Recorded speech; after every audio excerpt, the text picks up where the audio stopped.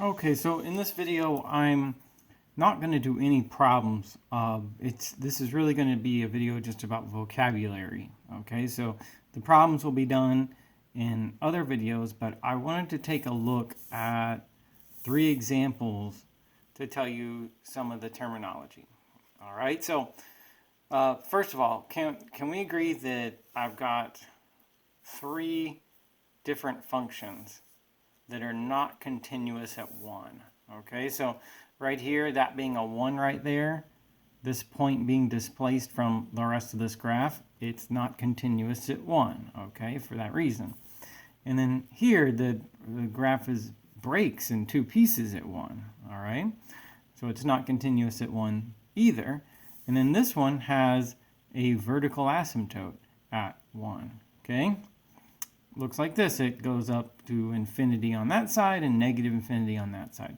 So for all 3 of these, they have one thing in common, and it's that they're not continuous at 1. All right, but there's different terminology for each one of them. We call this one a removable discontinuity. Okay, so if you hear that word or that term, or it's mentioned in a question, or you hear somebody else say it, all right, you're looking at a removable discontinuity right there. This one is called a jump discontinuity, and this one is called an infinite discontinuity. Okay, so those are the different kinds of discontinuities that a graph can have. Now, so you've seen each one of them, and for the most part, I wanted you to see it. Okay, as far as the technical details, and we're in it for the details too, and I want you to understand the math. You could say that what identifies a removable discontinuity and makes it different from a jump discontinuity is that at 1 right there, the left and right hand limits are equal. Okay, even though the graph is not continuous at 1, the right hand limit and the left hand limit are both 5. Now the function value at 1 is 2, but the left and right hand limits are the same. All right, so that will be true for a removable discontinuity. For a jump discontinuity, the right and left hand limits are not the same. You know, here on this curve, it's kind of weird to call that a curve, but a curve is just a generic term for a function or so.